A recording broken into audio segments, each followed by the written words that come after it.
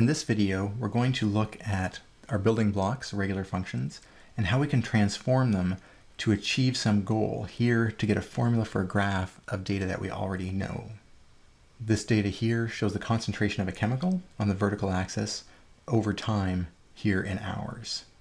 The first step in working with this kind of function and trying to find a formula for it is to take an educated guess as to what kind of family of functions would make a good starting point. And the ones we would typically think of are polynomials. We might think of trig, in particular sine and cosine. Other examples that we could use might be log functions and exponential functions. If we take a quick look at those and give them each an option here, think for a moment which one you believe could best be fit to this graph, knowing that we're going to be allowed to use transformations as well. Think about that for a moment, and then we'll dive in. Okay, polynomials, I would tend to rule them out fairly quickly because they grow unboundedly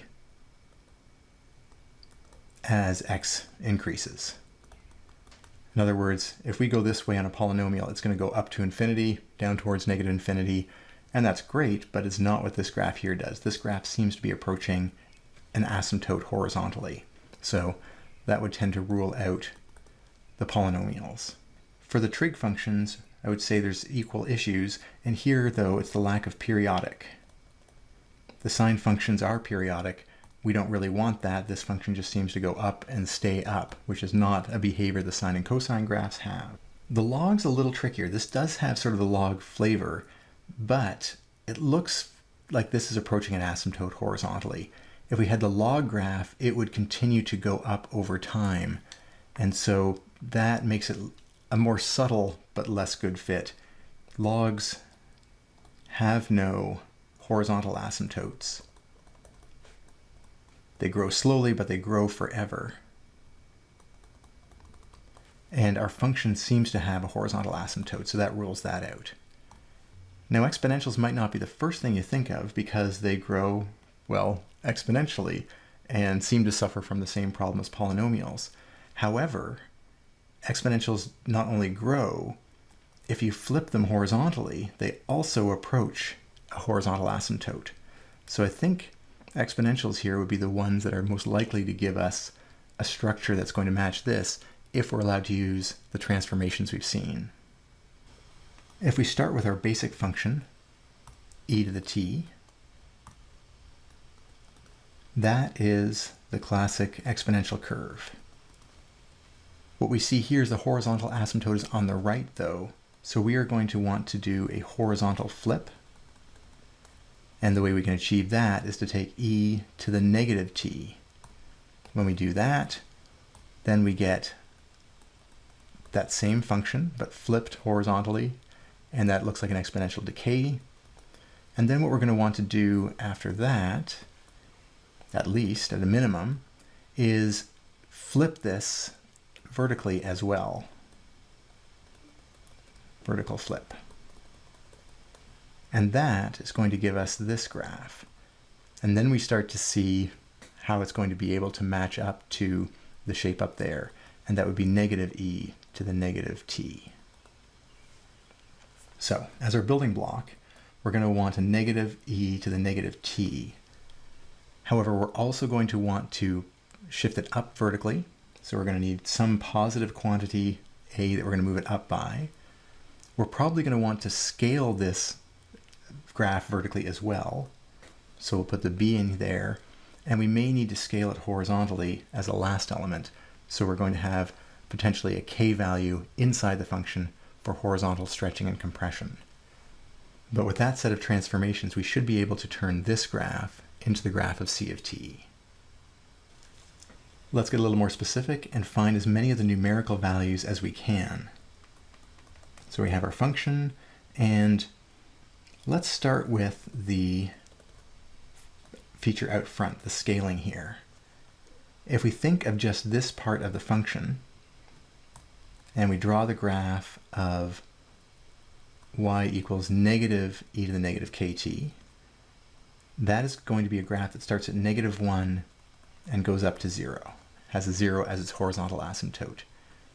But if we notice the gap here, this gap is -1 in the default graph, we're going to need something that changes 10 times as much or has a 10 times vertical scaling.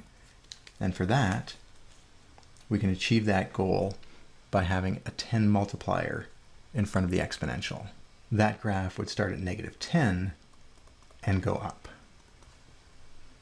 Well, that's all fine and dandy, but our graph doesn't start at -10, it starts at 5. How can we help that? Well, we already have the right stretch here, so what if we just move the whole thing up by 15?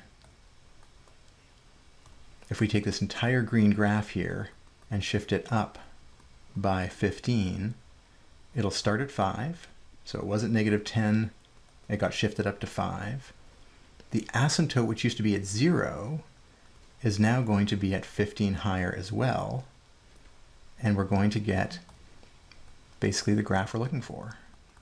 It's going to have all of those elements in place. How do we achieve that? We put a 15 as an added element outside the function, and that'll give it a vertical shift of 15. So with those two ingredients, we have matched the basic shape of our formula to the shape of the graph we were given. Last but not least though, this k value is going to require a little more careful study because the horizontal transformations are a little more subtle.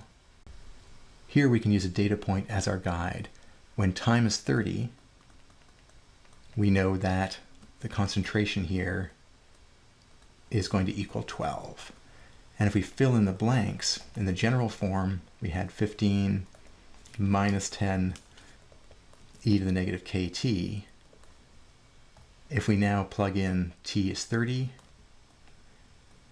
and that means this right-hand side is our concentration is 12 parts per million, ppm, then the only thing left standing is our constant value k, and we should be able to solve for k now.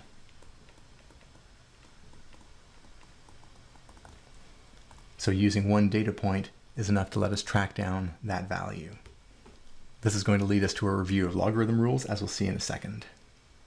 12 is the same as 15 minus 10 e to the minus 30k. Now we want to hone in on the k, so we just move things to the left as needed. If we bring the 15 over minus 12, or plus 12, is going to be -3. Then we can divide both sides by -10. And now we have the challenge of getting the k down. If this isn't familiar, again, we recommend you go back and review your notes about exponentials and logarithms. We'll do a little bit of that in a moment, but for now we're going to assume that that skill is there if it's a bit rusty. The basic premise when we're trying to get rid of the exponentials is to use the logarithm, because the logarithm and the exponentials are inverses. If we're going to take the logarithm of one side of an equation, we have to do the same thing to the entire other side, but that's fine here. The left-hand side gives us ln of 3/10.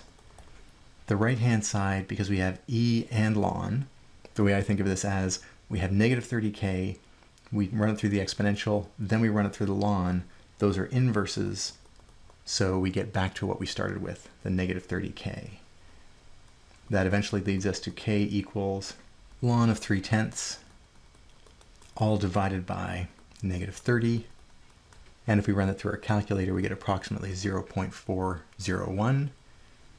And so our concentration curve is going to be defined by 15 for the vertical shift, that's where the asymptote is, minus 10 was a scaling of the default exponential graph, and a horizontal, in this case here, stretching, so that we end up going exactly through the point, 30 hours, 12 parts per million.